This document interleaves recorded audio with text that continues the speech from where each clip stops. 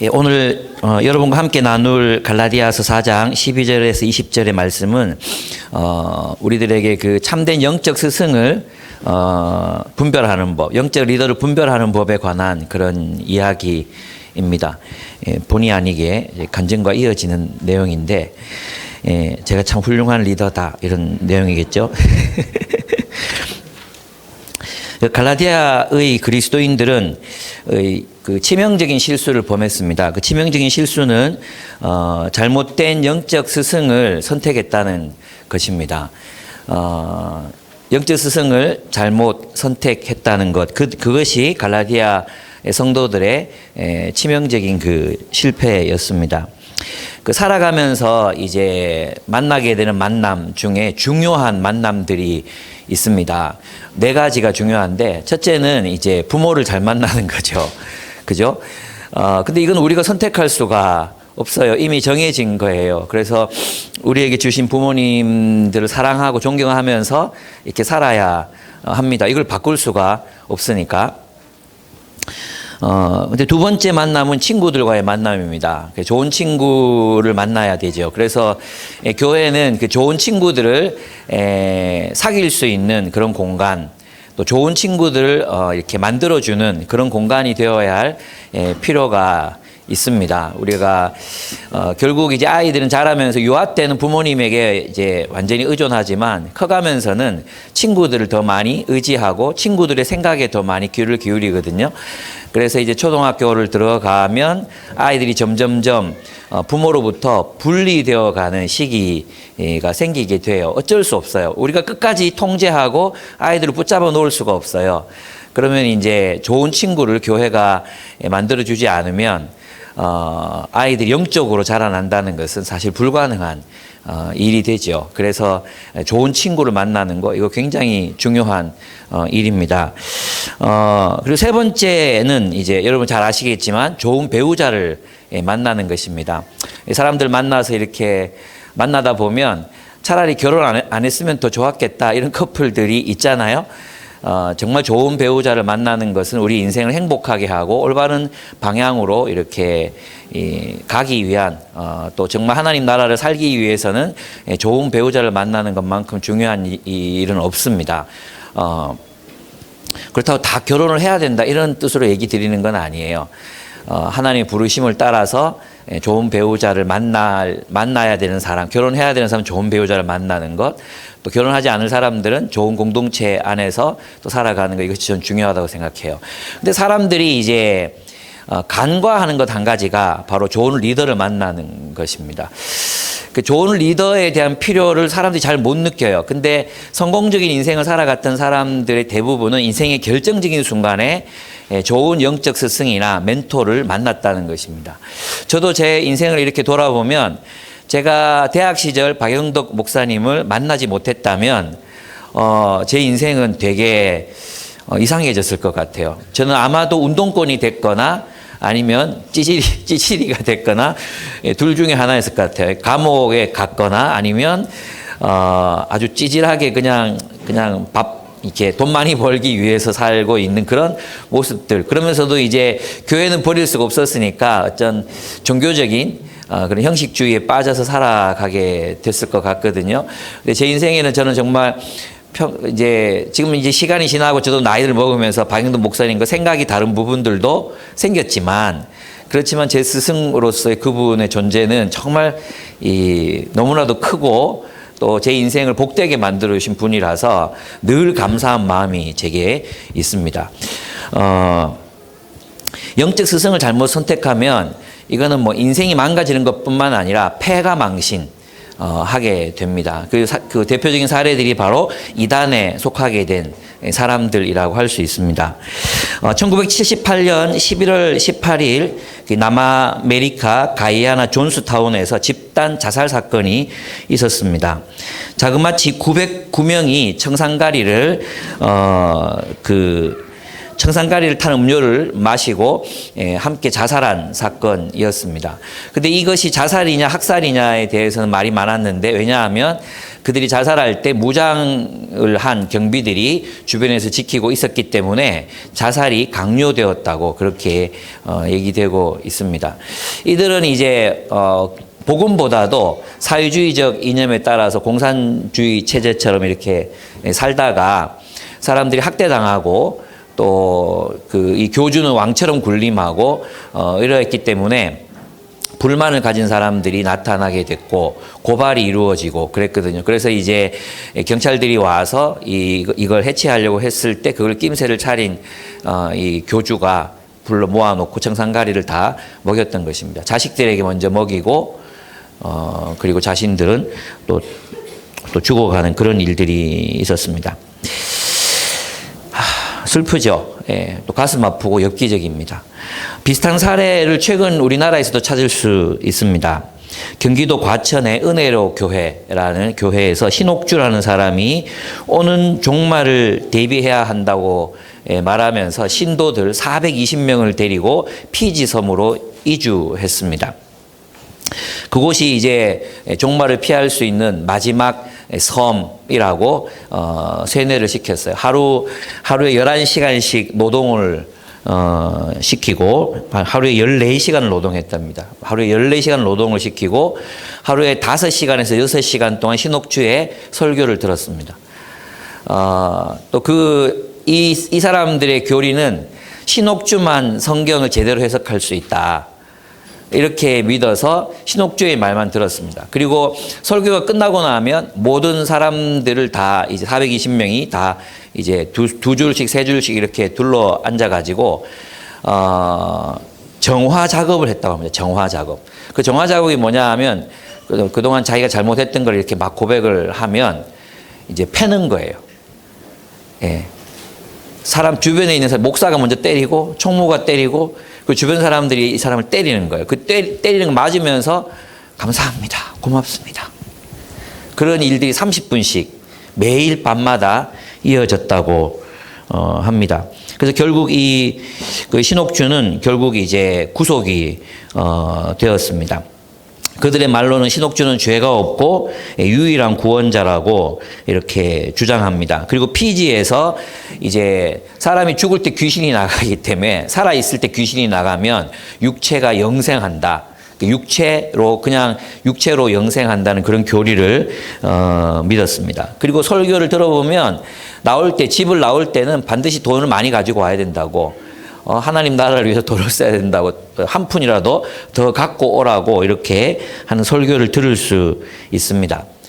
그러면서 자기 자신과 이 자녀들은 그 피지섬에서 10억짜리 집을 구해가지고는 이 사람들은 공동생활 안 해요. 여기 피지에 간 사람들은 남자와 여자를 따로 재우거든요. 근데 이 자기 아들들은 이제 10억짜리 집에 살면서 공동생활은 시키지 않았다고 말합니다. 예. 제가 지금 말씀드리는 것은 영적 리더를 잘 만나야 한다는 것입니다. 그러니까 어떤 성도들의 유익을 위해서 살아가는 리더들을 만나야지 자신의 이익을 위해서 성도들을 이용하는 그런 리더들을 만나면 우리의 영혼이 거덜나고 우리 집이 거덜나고 패가 망신하게 될 수 있다는 것입니다.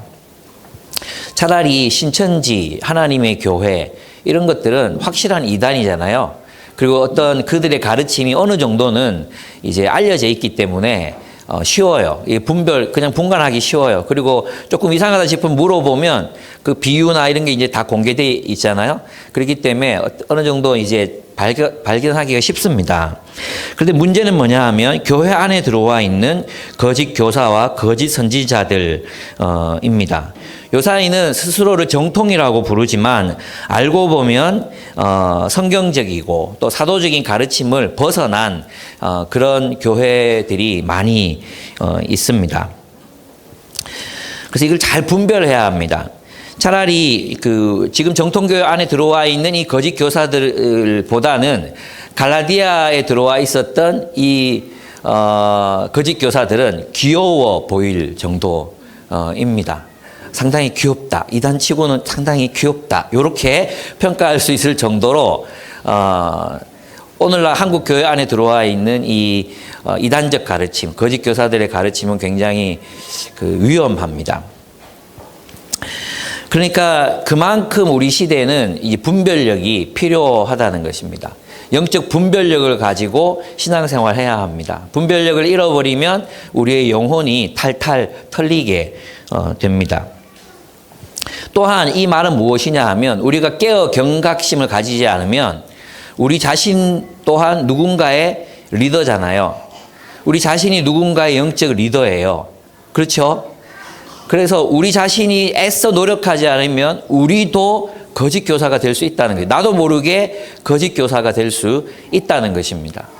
그래서 우리가 그 어려운 주석책, 목사들도 잘 읽지 않는 주석책을 한 권 이상, 2권, 3권씩 참조하면서 펴놓고 PBS를 하고 어려운 책을 읽고 여러 개의 성경 번역본들을 갖다 놓고 되지도 않는 영어 단어들을 찾아가면서 성경을 연구하죠. 우리 그런 모습을 보고 부모님들은 야, 네 신학교 가려고 그러나 이런 얘기들도 여러분은 한 번씩 들어보셨을 것입니다. 그렇게 공부하고 그것도 미진해서 황금 같은 주말에 모여서 내가 공부한 것이 맞나 서로 맞춰보고 대조하고 또 함께 확인을 받습니다. 왜 그렇게 합니까? 우리 진리를 따라 교회를 세우고 싶기 때문입니다. 우리 아이들을 진리를 따라 가르치고 싶기 때문입니다. 우리가 애써 분별하려는 노력을 하지 않으면 우리는 쉽게 거짓 교사가 될 수 있기 때문입니다. 그래서 오늘은 이 말씀을 통해서 영적 리더를 분별하고 또 우리 자신이 어떻게 참된 영적 지도자로 자라날 것인가를 고민하는 그런 시간이 되었으면 좋겠습니다. 첫째로 오늘 본문을 보면 이제 그 바울의 어떤 참된 영적 리더로서의 면모가 나타나고 있습니다. 첫째는 참된 리더는 그 자신이 복음을 위해서 살아갑니다. 먼저 참된 리더로 복음을 따라 살아갑니다. 12절을 한번 읽어보겠습니다. 12절을 보시면 형제 자매 여러분 내가 여러분과 같이 되었으니 여러분도 나와 같이 되기를 바랍니다. 이렇게 이야기하고 있죠. 무슨 뜻입니까? 그냥 좋은 리더는 낮아질 줄 안다. 그래서 뭐 애들하고 잘 놀아줄 줄도 알고 뭐 성도들이 그 술자리 가면 같이 또 따라가서 술도 한잔 하고 이럴 줄 안다. 많은 사람들이 나와 같이 되기를 원합니다. 이렇게 생각하는 경향들이 있어요. 근데 이 본문은 앞뒤 문맥을 따라서 봐야 돼요. 그죠? 그러면 내가 여러분과 같이 되어서 여러분도 나와 같이 되라는 이 말이 무슨 뜻이냐 하면 이런 뜻입니다. 바울은 유대인이었지만 그리스도의 복음을 따라 그리스도 안에서 갈라디아 사람들을 대했다는 뜻입니다. 그러니까 그는 유대교의 율법을 따라서 율법의 그 장벽을 따라서 여러분들을 차별하거나 또는 구별짓거나 하지 않고 그리스도의 사랑 안에서 모든 장벽을 허물고 여러분을 만났습니다. 여러분을 대했습니다. 그러니까 여러분도 다시 율법주의로 우리를 이렇게 나를 그렇게 그 율법주의의 관점에서 나를 바라보지 말고 나를 원수처럼 대하지 말고 나처럼 여러분을 그리스도 안에서 대하십시오. 이런 의미예요. 그래서 여기서 내가 여러분을 대한 것까지 여러분도 나를 대하십시오. 이 이야기는 뭐냐 하면 율법주의라든지 세상의 가치 기준이라든지 물질의 소유 에 따라서 나를 평가하려고 하지 말고 오직 그리스도 안에서 나를 대하십시오. 이런 의미입니다. 그렇습니다. 그리스도 안에서는 주인이나 노예가 없습니다. 남자나 여자가 없습니다. 유대인이나 헬라인이 없기 때문에 모두가 그리스도 안에서 한 형제 자매가 됩니다. 바울은 이랬습니다. 바울은 그리스도를 만나고 유대인의 정체성을 버렸습니다. 유대인의 정체성을 버리고 그리스도 안에서 그리스도인의 정체성으로 사람들을 만났다는 것입니다. 즉 그는 갈라디아인들을 종족주의 관점에서 차별하지 않았습니다. 딸아이가 이제 문화인류학을 전공하고 있거든요. 근데 문화인류학이 정말 공부해보고 싶은 내가 학문이더라고요. 이 어려운 영어가 막 자기 이해하기 어렵다고 저한테 가져왔어요. 아빠로서 자존심이 있잖아요. 그래서 이제 같이 번역하면서 공부를 도와줬는데, 제가 거기에서 많이 배웠어요. 한 가지가 뭐냐 하면, 에스닉 그룹이라고 종족 집단. 종족 집단을 어떻게 정의하느냐가 학자들마다 다른데, 이제 딸아이가 다니는 이 학교에서는 그렇게 가르치는 거예요. 뭐냐 하면, 종족이라는 것은 어떤 타 집단과의 경계선에서 스스로의 역사와 경험에 의해서 차이를 느끼는 집단. 그러니까 어떤 종족이라는 건 그냥 어떤 인종이라든지 민족이라든지 또는 뭐 이런 종족들이 있잖아요. 근데 옛날에는 그냥 사는 지역에 따라서 이게 결정이 됐지만 지금은 같은 인종, 같은 나라라 할지라도 계급이나 물질의 소유나 사는 곳이나 이런 것에 따라서 자신의 정체성을 나는 쟤들과 달라라고 이게 누구를 탁 만나게 되면 나는 쟤들과 달라 이렇게 경계선을 설정하게 되는 그 집단을 한 종족 집단이라고 부른다는 것입니다. 그리고 그 종족 집단은 무엇에 따라 생겨나느냐? 계급이라든지 물질의 소유라든지 그들의 공통의 경험 그리고 공통의 지식을 통해서 이 종족 집단이 형성된다는 것입니다. 그러니까 이 종족 집단을 형성하는 게 뭐죠? 그 사회의 율법이라는 거죠. 그 사회의 율법, 그 법이 이제 이 종족 집단을 만들어요. 너는 쟤들과 놀지 마. 넌 쟤들과 놀지 마. 쟤들은 우리랑 달라. 넌 우리한테 끼지 마. 넌 우리랑 달라. 이게 다 종족 집단, 종족주의에서 나오는 거거든요. 근데 사도 바울에게는 그렇습니다. 한국에서는 이게 그래서 그 학자가 얘기하기를 중국에서는 계급에 의해서 종족이 형성되는 경향이 있다고 얘기해요. 근데 한국에서 어떻게 형성됩니까? 사는 곳, 아파트, 메이커 아파트인지 아닌지 그것에 따라서 종족이 형성되죠. 그리고 아이들도 놀 때 너 어느 아파트 살아? 몇 평짜리 살아? 그죠? 그런 걸로 자신들의 종족이 어디에 속해 있는지를 스스로 확인합니다. 학벌, 성별, 직업 이런 것들이 우리 한국 사회에서 종족을 형성하는 그죠? 중요한 요인이 됩니다. 검찰족, 종족, 검찰족이 있잖아요. 그 다음에 또 무슨 인서울 대학을 나온 종족, 그죠? 강남족, 예, 이 사람도 우리를 뭐라 부르죠? 지잡대를 졸업한 종족 이렇게 이 차별이 일어나잖아요. 근데 이제 예수님 안에서는 그렇지 않다는 것입니다. 율법은 장벽을 만듭니다. 바울 당대에도 당대 세상 초등학문 그리고 율법은 민족과 종교, 계급과 소유, 남자와 여자, 주인과 노예 등등의 장벽을 만들어냈을 것입니다. 근데 바울은 그리스도의 복음을 받아들였습니다. 그리스도는 세상에 존재하는 율법의 권능을 깨뜨렸습니다. 그래서 바울은 그리스도 안에서 그리스인들을 형제와 자매로 대할 수 있었습니다. 선교사님들이 그러하듯이 그들의 밥을 먹고 그들의 노래를 함께 부르고 그들과 일상을 공유하며 그들을 사랑하며 살았던 것입니다. 바울은 갈라디아 사람들에게 요청합니다. 여러분도 나와 같이 되기를 바랍니다. 즉 다시 유대인의 율법으로 돌아가서 벽을 쌓지 말고 형제로 하나가 됩시다. 그리스도 안에서 예전에 우리가 그렇게 사랑했던 것처럼 다시 사랑합시다. 이것이 바울이 요청했던 것입니다. 그러니까 이런 면에 있어서 사도 바울은 리더로서 무엇을 보여주었습니까? 본을 보여주었어요. 차별 없는 본을 보여주었어요. 여러분 오늘날 많은 목회자들이 자신을 부자들과 동일시합니다. 권력자들과 자신을 동일시하기도 합니다. 그러나 바울은 유대 정통주의자들과 자신을 동일시하지 않습니다. 그렇다고 그리스 사람들과 한통속이 돼서 유대인들을 또 멸시하는 길도 선택하지 않습니다. 바울은 벽을 허물고 그리스도 안에서 그들과 형제가 되었습니다. 참된 영적 리더는 모든 사람을 그리스도 안에서 차별 없이 사랑하는 사람입니다. 그래서 여러분의 영적인 리더가 이런 부분에서 차별 없는 사람인지를 보셔야 합니다. 어떤 사람들은 부자들을, 어떤 사람들은 가난한 사람들을 편애합니다. 어떤 사람들은 이러저러한 사람들을 더 사랑하고 저러저러한 사람들을 멀리합니다. 영적 리더의 모습이 아닙니다. 예, 우리도 호불호가 있잖아요. 사람들마다 다 호불호가 있습니다. 그런데 하나님께서 우리에게 맡겨주신 사람들, 우리는 모두 한 마음으로 사랑해야 합니다. 우리가 좀 더 편하게 느끼는 사람들이 있고 좀 불편하게 여겨지는 사람들이 있습니다. 제게 좀 불편하게 느껴지는 사람들은 저보다 무조건 큰 사람들입니다. 좀 잘생긴 사람들, 또 좀 잘난 사람들 불편합니다. 그냥 예를 들어서 얘기하는 게 정말로 불편하지 않아요. 그렇다고. 근데 우리는 모두를 사랑해야 합니다. 그렇지 않습니까? 예.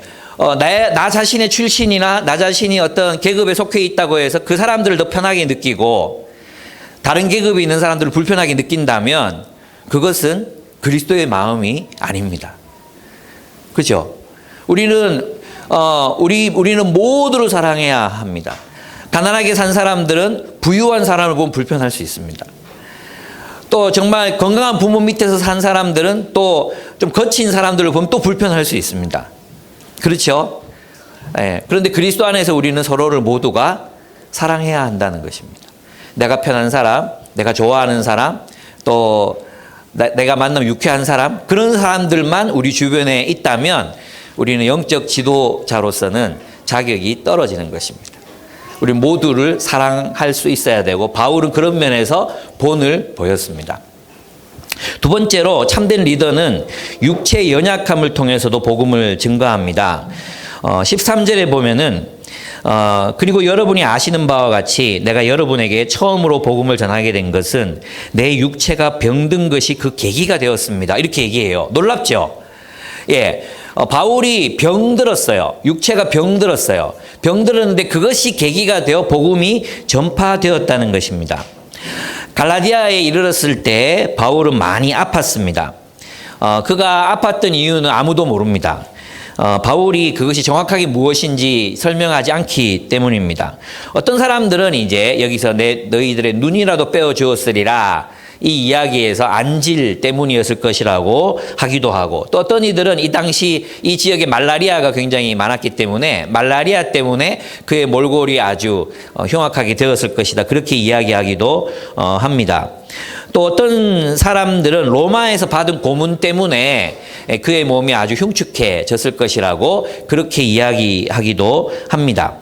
어쨌든 그 병들므로 인해서 그의 육체는 보기에 흉했고 사람들이 손을 대기에 꺼려질 정도로 그는 많이 아팠던 것 같습니다. 우리 아픈 사람들 아시죠? 몸에서 냄새도 나고 가까이 가기도 힘들고 이렇죠. 그리고 이 당시 이 갈라디아에 처음 그리스도인이 된 사람들이 아마도 유대 경건주의 경건한 사람들, 그러니까 유대교에 몸담은 이방인들이었다고 이렇게 생각해 보면 아마도 유대교 율법을 알고 있었던 사람이라면 부정한, 아픈 사람을 만지거나 하는 걸 부정한 일이라는 것을 그들은 알고 있었을 것입니다. 그런데 어쩌다가 이 갈라디아인들의 간호를 받게 된 이 사도 바울은 자신이 병들어 있는 상황에서 복음을 전해요. 이게 굉장히 저는 중요한 부분이라고 저는 생각합니다. 바울의 그 육체적인 연약함은 오히려 갈라디아인들과 바울을 복음으로 연결시켰습니다.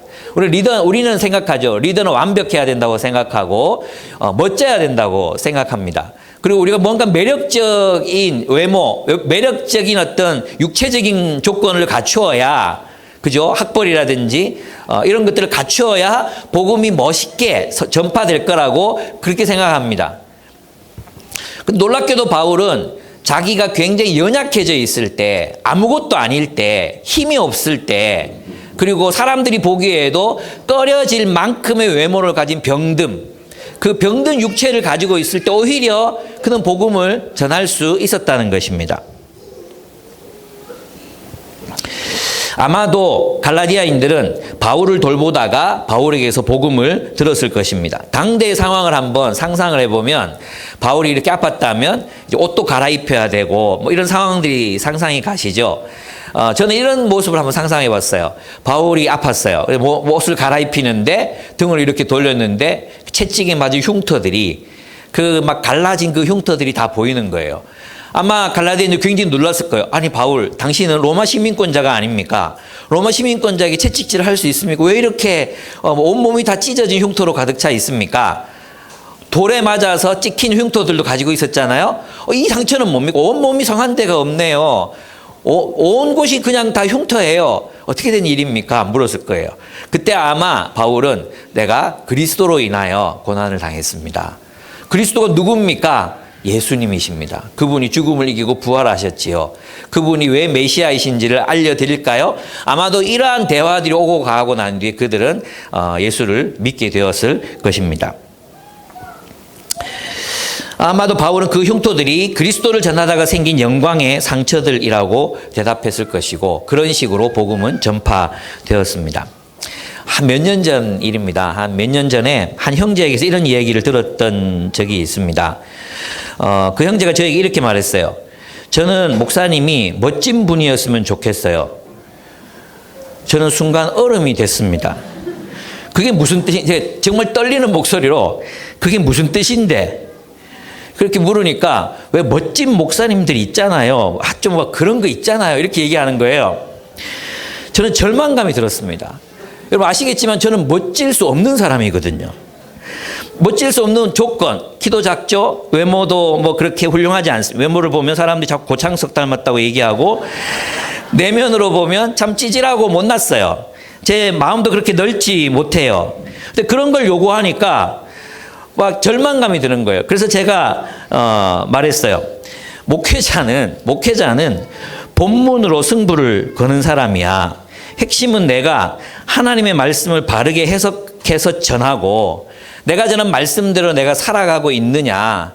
그게 중요한 거야. 내가 그렇게 살고 있다면 너는 나를 멋지다고 생각해야 돼. 이렇게 얘기했습니다. 야, 그걸 좀 멋있다고 보면 안 되냐. 나 정말 아무것도 없지만 말씀을 바르게 알고 바르게 가르치고 바르게 살려고 애쓰고 있어.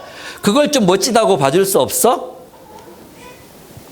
그랬더니 그 친구가 뭐라고 말하느냐 하면 몰라요. 어쨌든 목사님이 좀 멋졌으면 좋겠어요.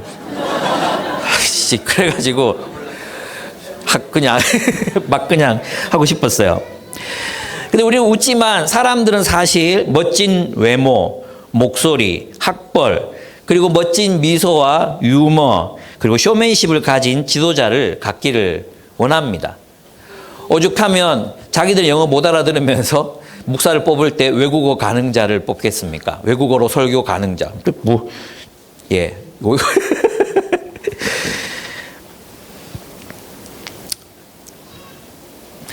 그렇습니다. 그래서 오늘날 신학생들은 이런 걸 배웁니다. 유학을 갑니다. 왜 유학을 가는지 아십니까? 유학을 갔다 와야 원서라도 내볼 수 있기 때문입니다. 큰 교회 부목사로 가서 경력을 남기고 싶어 합니다. 또 기왕이면 부목사 때 책도 한 권 쓰고 잘 연주하는 악기도 하나 가져야 된다고 믿습니다. 왜 그렇습니까?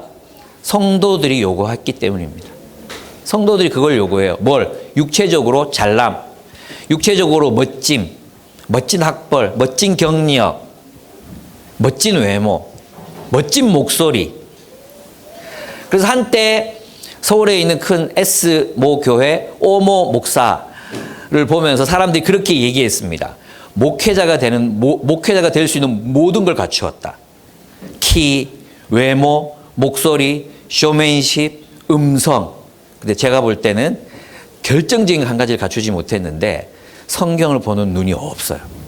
네. 근데 사람들은 그를 부러워했습니다. 그를 부러워했습니다. 뭐 유학도 갔다 왔고 뭐 미국에서도 오랫동안 사역했고 이런 것들이 경력이 됐습니다. 전에 있잖아요. 많은 분들이 뭐 그분의 전임 목사님이었던 옥모 목사님은 굉장히 목회를 잘했는데 오모 목사는 아주 망치고 있다고 말하는데 제가 볼 때는 옥모 목사님의 안목이 거기에 머무를 수밖에 없었기 때문에 오늘날 이 사단이 났다 이렇게 생각해요. 좀 심하게 말하면 그 나물에 그 밥이다. 이 얘기를 저는 드리고 싶어요. 네. 그렇습니다. 바울의 복음이 전파된 것은 그의 멋짐 때문이 아니었습니다. 여러분도 만약 제가 완벽한 외모와 목소리와 학벌과 그리고 정말 탁월한 학식과 뭐 이런 걸 가졌다면 제가 여기 있겠습니까? 그리고 제가 매주 이번 주는 부부싸움을 안 했어요. 기적과도 같은 한 주였는데. 만약에 우리가 완벽한 어떤 대구에 있는 어떤 목사님처럼 이제 결혼하고 나서 한 번도 부부싸움을 안 했대요. 그렇다면 제게 와서 여러분이 부부 상담을 할 수 있겠습니까? 제가 여러분에게 할 말이 많은 것은 경험이 많기 때문입니다. 그게 뭡니까? 우리는 우리의 약함을 통해서 복음을 전할 수 있습니다. 근데 우리는 완벽해야 된다고 자꾸 생각하는 거예요. 우리 리더들, 속으로 리더들만 해도 있잖아. 자꾸 완벽해야지. 나의 멋짐으로 사람도 이끌어야지라고 생각하는 거예요. 그렇지 않아요. 우리의 못남으로, 우리의 연약함 가운데서도 그리스도의 복음이 전파될 수 있습니다. 아멘? 그렇습니다. 그래서 여러분 두려워하지 마십시오. 네. 영적 리더의 멋은 메시지와 그 메시지를 따르는 삶에서 나옵니다. 얼마나 멋있습니까? 말씀대로 살아가려고 애쓰는 사람들을 볼 때 얼마나 멋있습니까? 우리의 눈이 변해야 합니다. 우리 자매들이 형제를 보는 눈도 그렇게 변해야 합니다. 얼마나 멋있냐. 그죠? 외모가 아니라 말씀대로 살아가려는 그 모습, 그걸 보고 멋있다.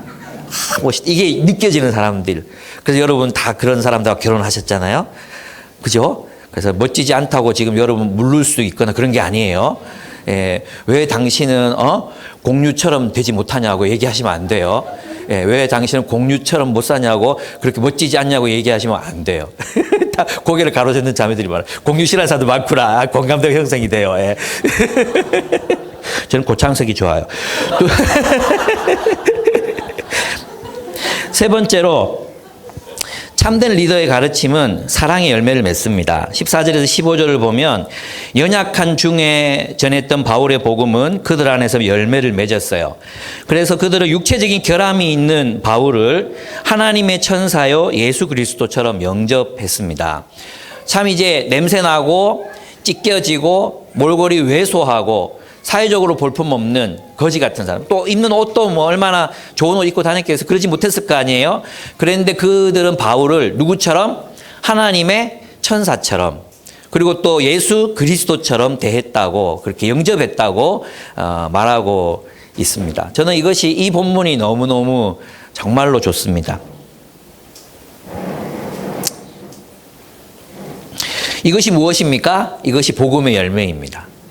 여러분, 우리가 정말 영적 리더들이 정말 그리스도의 복음을 가르치면 나타나는 열매가 무엇이냐 하면 바로 이 사랑의 열매입니다. 저는 이것이 꼭 사도였던 바울을 향해서 그들이 그리스도처럼 영접하고 천사처럼 영접했다 이렇게 보여지지 않아요. 그들 그리스도의 복음을 듣고 모든 사람을 아마 바울처럼 영접했을 것입니다. 이것이 그리스도 안에 있는 사람들의 축복입니다. 여기 보면, 본문에 보면 뭐라고 말합니까? 그랬던 여러분의 감격이라고 되어 있잖아요. 근데 원래 그것은 그랬던 여러분의 축복이 지금은 어디에 있습니까? 이렇게 되어 있어요. 그러니까 이 감격, 기쁨, 축복, 이것은 다 동일한 건데, 이게 뭐냐면 그리스도인의 복이 뭡니까? 모든 사람을 그리스도처럼 사랑하는 것입니다. 하나님의 천사처럼 영접하는 환대의 삶, 존재 자체를 환대하는 삶. 여러분 있잖아요. 그냥 식사 대접 잘하는 거 그게 아니에요. 식사 대접 잘하면서도 있잖아요. 사람 경멸할 수 있어요. 그런 대접 받아보신 적 있습니까? 저는 한두 번 있어요. 한두 번 있는데 굉장히 기분 더러워요. 마치 뭘 막 잘 대접하는 것 같은데, 예전에 한번 IF 간사를 하면서 그런 적이 있었거든요. 대학교 교수님이 한번 이제 접대한다고 왔는데, 1시간 반 동안 우리를 훈계하는 거예요, 훈계. 밥이 넘어가질 않아요. 와, 그냥 돈 주고 말지 진짜 더러워서 못 처먹겠다. 근데 나중에 후원 끊길 것 같아가지고 그냥 거기서 뭐 먹고 뭐 들어주곤 했지만 어떻게 그렇게 할 수 있습니까? 그냥 사람들이 이렇게 막 우리를 아주 이렇게 낮게 보고 있다. 이게 막 느껴질 때가 있잖아요. 너무 싫더라고요. 그럴 수 있습니다. 환대가 아니야. 근데 바울이 경험했던 환대는 뭐예요? 존재 자체를 환대하는 거였어요. 존재 자체를. 내가 당신을 환영합니다. 이걸 받아야 돼, 우리가. 당신의 존재 자체를 내가 환영합니다. 영접합니다. 이게 돼야 되잖아요. 근데 젠틀하게, 이거 다 사람도 할 줄 알거든. 그게 아니라 존재 자체를 환대하는 이 환대가 생겨났습니다. 그리고 그들 어떻게 했습니까? 그 복음을 알려준 사람에 대한 감사뿐만 아니라 육체적인 장벽을 뛰어넘는 사랑이 그들 가운데 있었습니다. 그들 할 수만 있다면 눈이라도 빼어줄 만큼 바울을 사랑했습니다. 눈이라도 빼어줄 만큼. 그리스도 안에 있을 때 이게 가능했다는 것입니다. 예, 우리도 그렇게 사랑하기까지 우리가 자라나야 합니다. 복음을 알려준 사람들에 대한 감사, 그리고 서로에 대한 뜨거운 사랑은 바로 참된 리더의 열매요 영광입니다. 그런데 갈라디아인들은 그리스도의 가르침을 떠나서 다시 유대주의로 돌아가려고 하고 있었습니다. 그들은 다른 복음으로 마음이 기울고 있었습니다. 다른 복음은 없습니다. 천사라도 사도들을 통해 전해진 복음, 사도들을 전해진 그 복음과 다른 복음을 전하면 저주를 받는다고 했습니다. 유대주의로 돌아가는 것은 바로 유대 국가주의로 돌아가는 것이었습니다. 그럼 복음을 떠난 사람의 특징이 무엇인지 아십니까? 복음을 떠난 사람들의 특징이 있습니다. 그것은 사랑이 식는 것입니다. 냉담해지는 것입니다. 갈라디아 성도들의 마음은 바로 국가주의, 유대 국가주의, 유대 민족주의 때문에 사랑의 마음이 식어가고 있었습니다. 민족주의 혹은 국가주의는 결국 사람의 마음에 장벽을 쌓습니다.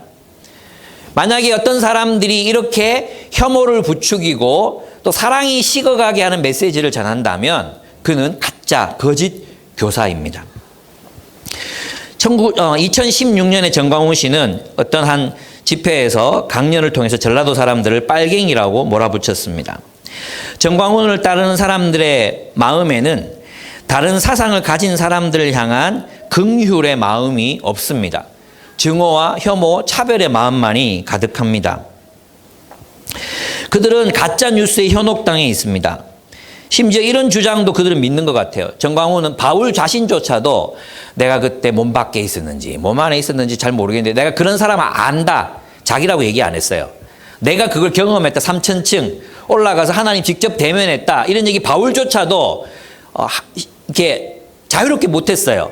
내가 한 사람을 아는데 이렇게 말했어요. 그가 3000층에 올라 하나님께로부터 뭐 환상을 보고 이런 얘기를 아주 조심스럽게 하거든요. 근데 이제 정광훈 씨는 수시로 3000층에 올라가서 하나님의 직통 계시를 받는데요. 미쳤죠. 이건 정상이 아니에요. 이런 사람을 지도자로 따른다는 것은 정말 미친 짓이에요. 그들의 이단보다 더 위험한 그런 일입니다. 정말 감사하게도 한국교회 그리스도인들이 그래도 분별력이 있어요. 86.7%가 정광훈 틀렸다고 이야기해요. 정광훈 틀렸다. 그러면 이제 13점 몇 프로가 이제 정광훈이 옳다고 믿고 따르고 있잖아요. 맞죠? 13.7%인가 13.3%인가 그래요. 근데 그 13점 몇 프로 중에 80%가 목사예요. 그 13점 몇 프로 중에 80%가 목사예요. 심각하죠? 그 목사들이 또 강단에서 똑같은 정광훈이 전하는 메시지를 똑같이 한다니까. 똑같이 빨갱이 죽여야 된다고 얘기한다는. 문재인은 빨갱이 죽여야 되는데 문재인은 빨갱이 때문에 죽어야 된다고 말한다니까요. 저는 증거를 가지고 오라고 얘기하고 싶어요. 여러분, 만약에 정말로 문재인 씨가 빨갱이라 할지라도 이런 이야기, 여러분 유다서에 보면은 천사들이라도 감히 회방하지 못하고 못의 시체를 두고 이제 하는데 악한 말을 못하는, 회방하는 말을 못한 거야, 천사들은. 근데 회방하는 말이 아니에요. 저주의 말. 그리고 죽이자는 말, 죽여야 된다는 말, 끌어내려야 된다는 말, 이런 이야기들을 함부로 할 수 있다는 것은 그의 정신이 복음 안에 있지 못하다는 것을 증명하는 것입니다. 복음은 사람의 마음속에 긍휼의 마음을 일으킵니다. 사랑의 마음을 불러일으킵니다. 그리고 화합시킵니다. 그렇게 혐오와 차별을 선동하지 않습니다. 공수처법 통과되면 500만이 학살당할 거예요. 500만이. 이런 거짓말을 믿는 사람들이 있어요. 주사파 빨갱이, 여러분 20대 때 주사파 빨갱이 아니었던 사람 어디 있습니까? 20대 때. 그 군사독재 어목한 그 시대 때, 그때 공산주의, 사회주의 이런 거 주장 안 하면 청년입니까, 그게? 근데 지금 몇 년이 지났습니까? 40년이 지났어요. 30년, 40년이 지났어요. 지금도 그 생각 갖고 있겠습니까? 이건 말이 안 돼요. 그러니까 여러분 주변에 혹시 그런 사람들이 있다면 정신 차리라고 얘기해 주셔야 돼요. 가만히 있으면 안 돼요. 한국교회 교인들 생각해 보세요. 젊은이들은 신천지에 뺏겨. 늙은이들은 태극기에 뺏겨. 그리고 좀 생각이 있는 30, 40대들은 교회 떠나. 지금 이러고 있는 상황 속에서 우리가 입 다물고 있으면 안 돼요.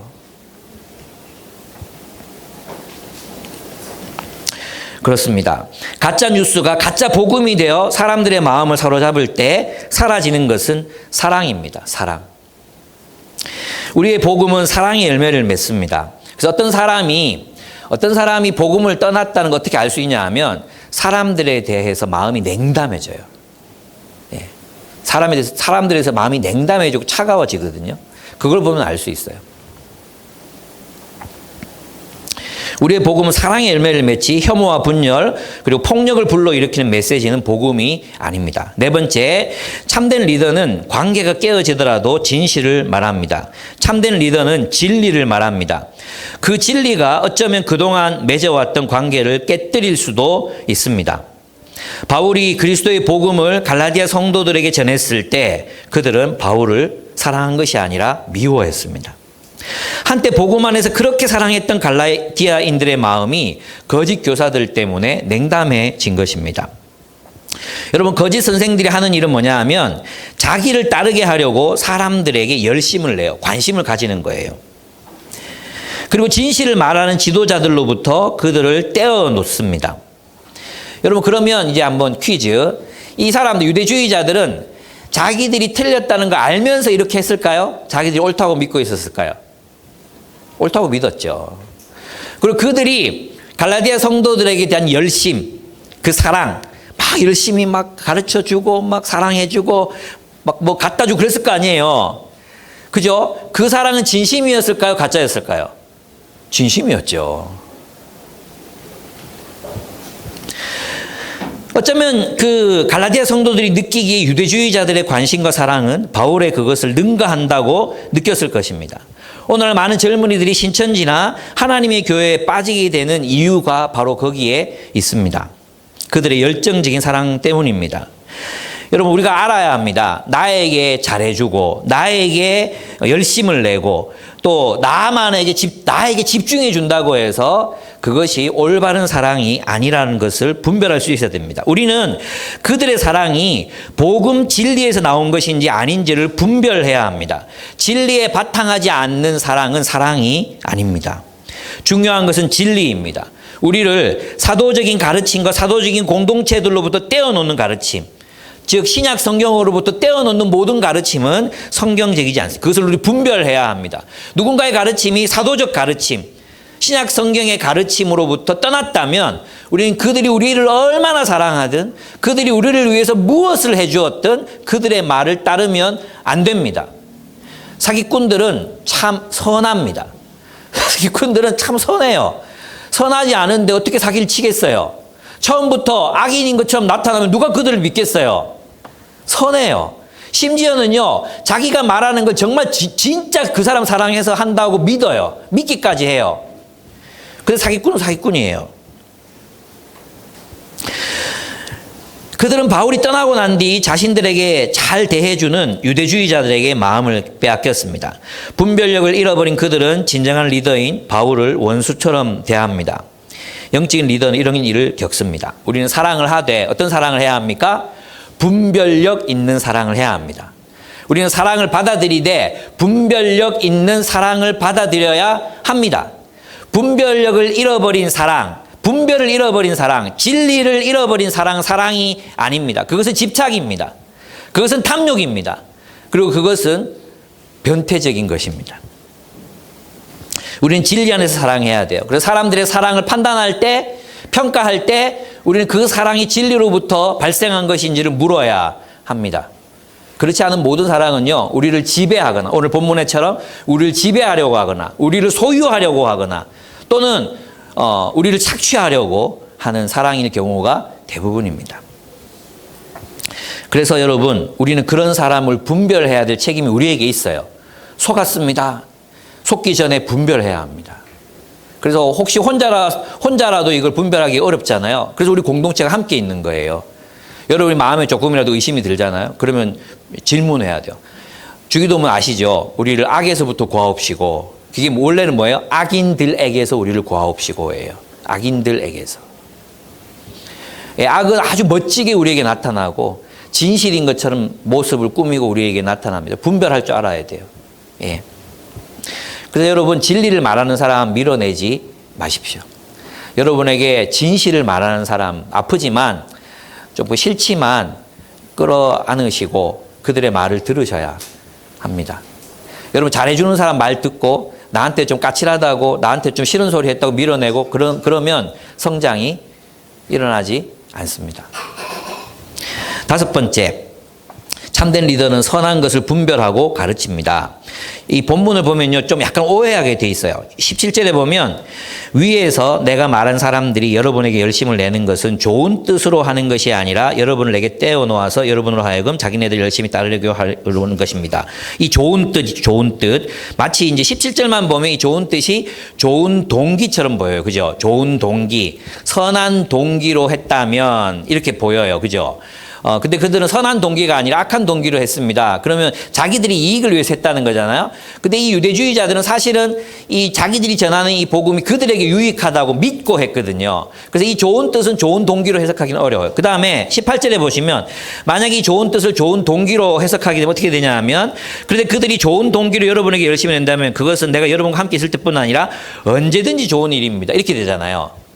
그죠? 좋은 동기로 하면 모든 게 다 좋은 것이냐? 그런 게 아니라는 거예요. 여러분, 좋은 동기로 한 일들이 좋은 동기로 했다고 해서 면죄부가 주어지는 게 아니에요. 좋은 동기로 악한 일을 할 수 있어요. 좋은 동기로 악한 일에 가담할 수 있어요. 좋은 동기로 악한 일에 이용당할 수 있어요. 그래서 여러분, 정말 중요한 건 무엇입니까? 분별하는 것입니다. 이 본문을 NLT가 정말 기가 막히게 해석했어요. NLT가 정말 기가 막히게 해석했는데 제가 다시 한글로 번역해서 여러분에게 알려드리면 이렇게 번역할 수 있습니다. 여기 이제 이 좋은 뜻이라고 번역한 단어가 원래 칼로스는 칼로스. 이 칼로스는 뭐냐 하면 선하다, 그런 뜻이에요. 선하다. 여호와는 선하시다 했을 때 칼로스예요. 여호와는 선하시다. 이 선함 그 자체를 말하는 거거든요. 그래서 그들이 여러분에게 열심 내는 것은 선함 때문이 아닙니다. 이런 뜻이에요. 선함 때문이 아닙니다. 그것이 선이 아닙니다. 그들이 열심을 내지만 그들이 하는 일은 나쁜 일입니다. 이런 뜻이에요. 무슨 뜻인지 아시겠죠? 왜냐하면 그 일은 그리스도로부터 그들을 떼어놓아서 유대 율법주의로 그들을 옮기는 것이기 때문에 그것은 성경적이지 않고 하나님의 뜻이 아닙니다. 이런 의미로 썼어요. NLT가 정말 잘 번역했는데요. 제가 한번 번역해서 다시 읽어드리면, 거짓 교사들은 여러분의 선을 위해 그것을 행하는 것이 아니라 그들은 여러분의 선을 위해 그것을 행하는 것이 아니라 여러분의 마음을 얻기 위해 열심을 내는 것입니다. 그것이 선이 아니라는 거죠. 18절, 만약 여러분이 내가 여러분과 함께 있지 못할 때에도 선을 행하기 위하여 열심히 있다면 그것은 아주 멋진 일입니다. 선을 행하기 위하여 열심을 낸다면 그것은 아주 멋진 일입니다. 이렇게 이제 NLT는 번역했어요. 이 좋은 뜻은 뭐냐 하면 그 결과적으로 그것이 선이 아니다, 이런 의미예요. 선한 방향이 아니다. 선한 목적 혹은 선한 내용이 아니다, 이런 뜻이에요. 그러니까 여러분, 사람들이 우리한테 막 간이라도 빼줄 듯이 우리에게 잘해줄 때 우리가 분별해야 되는 게 뭐예요? 그들이 진리를 가지고 나를 대하느냐, 우리 사이에 진리가 있느냐, 이게 중요한 거예요. 정으로만 묶여지는 거, 이 정이 우리 한국 사회를 망쳤어요. 그렇지 않습니까? 정 때문에 봐주고, 정 때문에 우리 편 죄 지은 거 눈 감아주고, 정 때문에 불법을 저지르고, 정 때문에, 그죠? 그렇게 우리가 다 눈 감아주고 참아주다가 결국 나라가 부패하게 됐어요.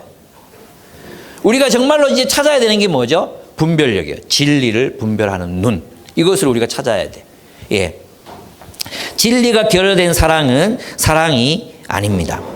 우리는 사랑 안에서 진리를 말해야 하고 진리를 따라 사랑해야 합니다. 그래서 우리는 열심히 말씀을 연구하는 것입니다. 리더들이 주중에 주말에 모여서 함께 연구의 말씀을 나누는 것은 바로 이러한 이유들 때문입니다. 저는 이제 한국교회 이제 그 주일학교를 보면서 저는 굉장히 걱정이 많습니다. 왜냐하면 자원하면 다 리더를 세우거든요. 다 교사를 세우거든요. 그죠? 자원하면 다 교사가 돼요. 근데 제가 알았던 옛날 다니던 그 교회에서는 지난번에 한번 얘기 드렸지만 불신자도 초등부 교사를 했어요. 불신자가. 왜 할 수 있느냐? 자원하면 그냥 받아주니까. 여러분, 그 가능한 일입니까? 근데 그런 일들도 일어난다는 거죠. 또 있잖아요. 제가 이제 경험했던 중고등부 시절에 분반 공부 시간이 있잖아요. 여러분도 아마 경험해 보셨겠지만 저는 어떤 권사님 교사가 이제 저를 가르쳤거든요. 어떤 권사님 교사가 똑같은 이야기를 52번 들었어요. 1년 동안. 똑같은 간증. 하여튼 맨날 똑같은 얘기. 여러분 그거 아시죠? 좀 교회 생활 해본 분들 아실 거예요. 했던 얘기 또 하고 했던 얘기 또 하고 배울 게 없어요. 제가 진짜 중고등부 때 뭐 이렇게 교회에서 뭐 배운 게 없어요. 배운 게. 그런 상태로 지금은 더 해. 지금은 더 하거든요. 지금은 진짜 장로님들도 성경을 몰라요. 이게 목사님들 만나면 다 한탄해요. 정말 성경을 모른다고. 지난번에 이제 제가 ING 캠퍼스에 가서 서울에서 내려온 무슨 뭐 GNM인가 단체를 만났어요. 그 드라마 바이블 아시죠? 드라마 바이블. 그 드라마 바이블을 만든 단체예요. 돈이 정말로 많죠. 그런 단체인데 왜 이 사역을 하게 됐냐고 얘기하시는데 제가 기가 막혀서 제가 이제 뭐라고 비판했냐 하면 드라마 바이블 좋은데 한국교회 수준이 안 그래도 낮은데 우리 한국교회 수준을 더 낮추는 결과를 가져올 것이다. 다른 게 연구하고 이런 것 좀 해야 되냐. 필사 이거 많이 하지 않냐. 차라리 필사가 낫지 않냐. 이렇게 비판했어요. 하니까 이분이 하시는 말씀이 뭐냐 하면 목사님 이것도 안 됩니다. 이 정도 실력, 이 정도 지식도 없습니다. 성경 스토리도 모릅니다. 심지어 장로님들도 그렇습니다. 이렇게 얘기하는 거예요. 그건 자기가 경험해보고 하는 얘기잖아요. 그러니까 내 마음이 정말 안타까웠어요. 여러분 우리가 다음 세대를 정말로 중요하다고 말하면서 다음 세대들에게 무엇을 가르칠지를 준비하지 않습니다. 또 준비되어 있지 않습니다. 제가 이제 포항에 있는 포항 고신 측에서 제일 큰 교회에 가서 교사 헌신 예배에서 설교를 했거든요. 근데 설교를 하고 나서 교사들이 한 30명이 모였어요. 대학 교수, 연구원, 뭐 또 다양한 사람들이 함께 모였어요. 다 고민하는 게 뭐였냐 하면 아니 다음 세대가 중요하다고 얘기하면서 우리 보고 성가대 하라 그래. 소그룹 리더 하라 그래. 목장 하라 그래. 뭐 다 하라고 그러는데 이 모든 것들은 다 중요하게 생각하면서 다음 세대를 교육하기 위해 준비하는 거는 한 달에 한 번 정도밖에 안 보인다는 거예요. 여러분 저는 이제 이렇게 생각해요. 정말로 우리가 다음 세대를 중요하게 생각한다면 교사들이 미리 준비해야 된다고 생각해요. 그리고 우리가 잘해야 된다고 생각해요. 이 교사가 잘하지 않는 상태에서 아이들을 바르게 키울 수 없어요. 저는 그렇게 믿어요. 그래서 저는 앞으로 교사로 헌신하는 사람들의 수준을 우리가 올리는 것이 우리 교회가 앞으로 다음 세대를 정말 잘 가르치기 위해서 필요한 일이 아닐까 그런 생각을 해보게 됩니다. 6번째 19절을 보시면 참된 리더는 그리스도의 형상이 이루어지기까지 해산의 교통을 다시 겪습니다. 본문에 보면 사도 바울이 그들을 향해서 자녀라고 부릅니다. 자녀라고 부르죠. 19절 나의 자녀 여러분. 근데 여기서 이 자녀라고 부르는데 이건 아버지의 마음이 아니야. 나는 여러분 속에 그리스도의 형상이 이루어지기까지 다시 해산의 고통을 겪습니다. 이렇게 말했어요. 누구죠? 어머니죠. 어머니. 지금 바울은 자신을 어머니로 이야기하고 있습니다. 어머니. 아내와 함께 82년생 김지영을 함께 보았습니다. 그 영화를 보면서 그동안 제가 잘못했던 과거들이 떠올랐습니다. 그 영화 속에 나의 모든 잘못이 다 들어있더라고요. 그래서 부끄러웠습니다. 쪽팔리고 부끄러웠습니다. 정말 우리 한국 사회에서 여성으로 살아간다는 것, 특별히 엄마로서 살아간다는 것은 어마어마한 헌신을 요구하는 거구나. 그걸 깨닫게 됐습니다. 사실 남자들은 결혼해서 아기 낳는다고 별로 포기하는 게 별로 없습니다. 그러나 여성들은 진짜 많은 것을 포기해야 되는 거였어요. 근데 우리는 그런 식으로 얘기하죠. 남자들 밖에서 힘들게 고생해서 일하고 돌아왔는데 여자들은 집에서 뭐 자고 놀고 뭐 차 마시러 다니고 그랬지 않냐고. 그거 완전 정말 여성들의 삶을 모르는 그런 것입니다. 그래서 이제 인터넷에 보면은 82년생 김지영 그 영화 남자친구랑 같이 보러 갔는데 남자친구가 중간에 나갔어요. 저는 어떻게 해야 될까요? 그러니까 밑에 댓글에서 헤어지세요.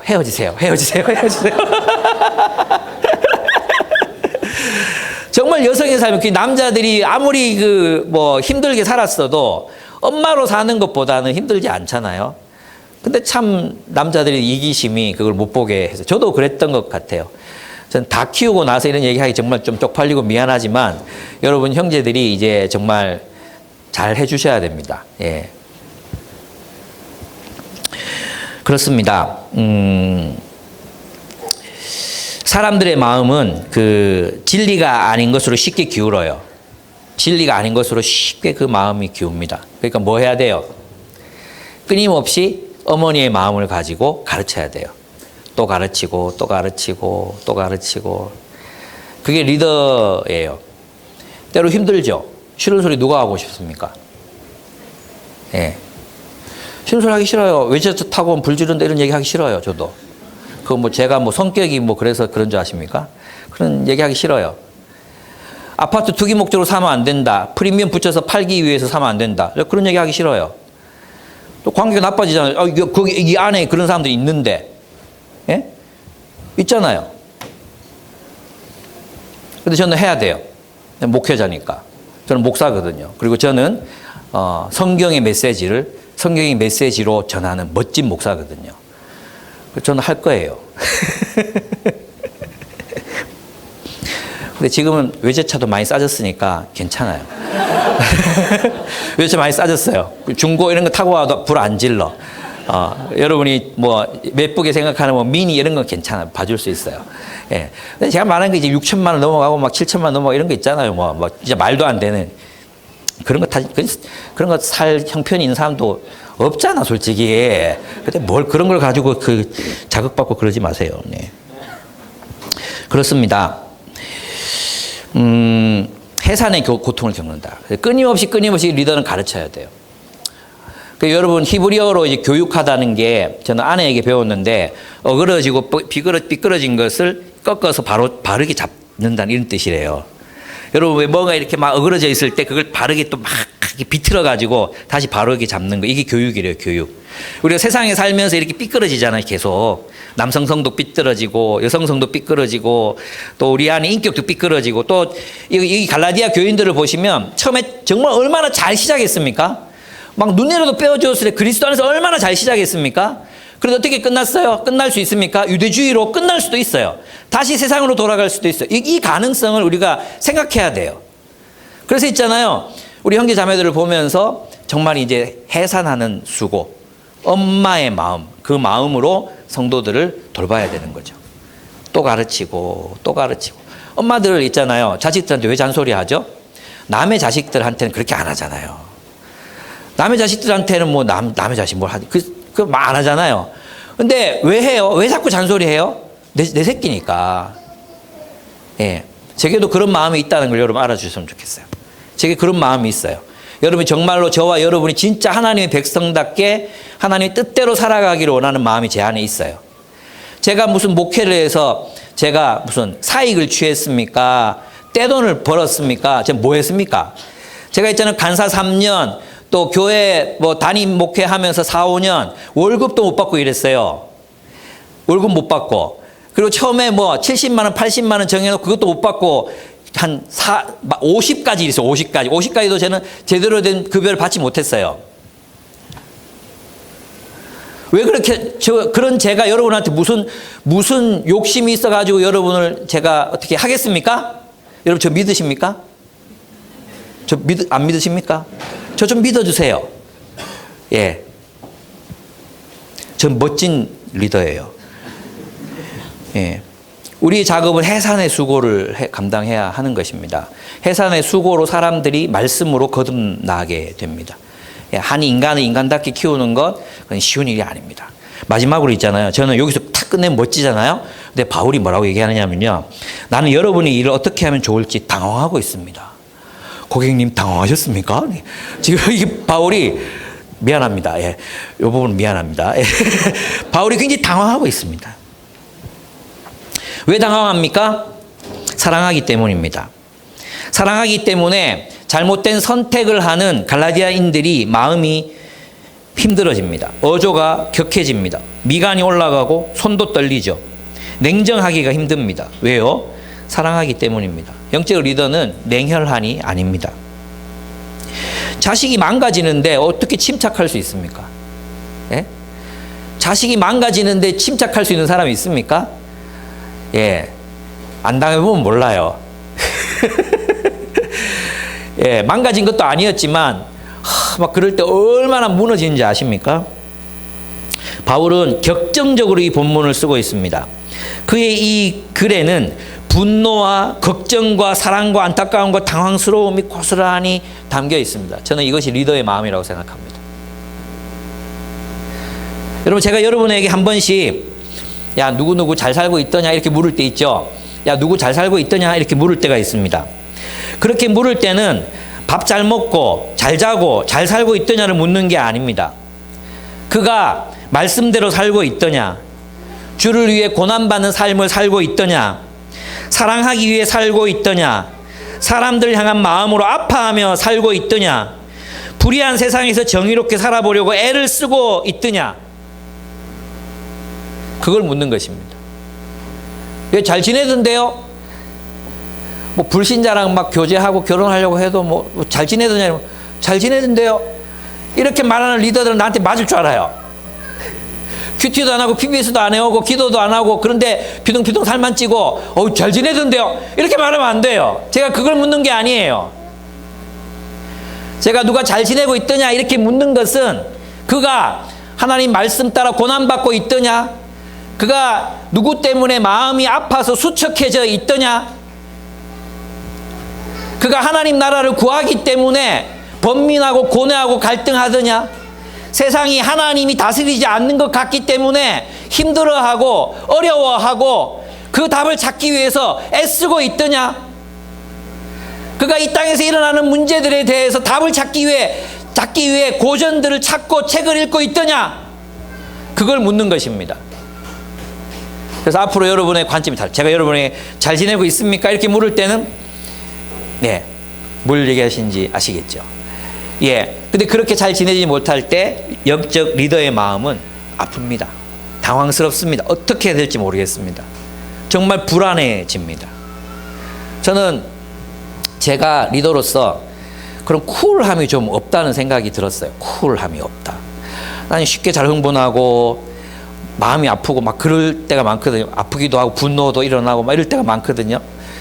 근데 이 말씀 보면서 얼마나 위로가 되든지, 바울도 당황했구나. 바울이 당황했어요. 당황. 여러분, 이렇게 당황할 때가 있습니까? 여러분, 이 당황할 때가 있어야 되는 거죠. 우리 멤버들이 정말 말씀대로 살고 있지 않을 때 마음이 당황스러워야 돼. 누가 아픈데 아무도 찾아가지 않을 때 리더로서 우리의 마음이 당황스러워야 돼. 누가 힘든데 아무도 돌보지 않고 있을 때 그럴 때 우리 마음이 막 당황스러워야 돼. 누가 카톡에 뭐 질문을 올렸는데 아무도 답하지 않을 때 우리는 당황스러워야 돼. 제 얘기하는 게 아니에요.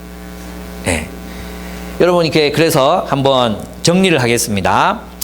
우리가 영적 리더가 되고 또 영적 리더로 리더를 분별할 줄 알아야 되는데, 참된 리더 7가지 읽어보고 마치도록 하겠습니다. 참된 리더는 첫째, 제가 참된 리더는 하면 뒤에 거 읽어주세요. 참된 리더는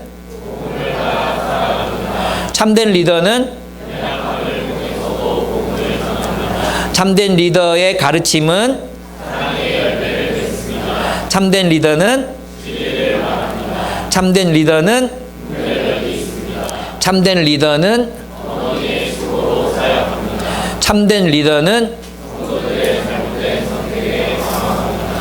감정적으로 반응합니다.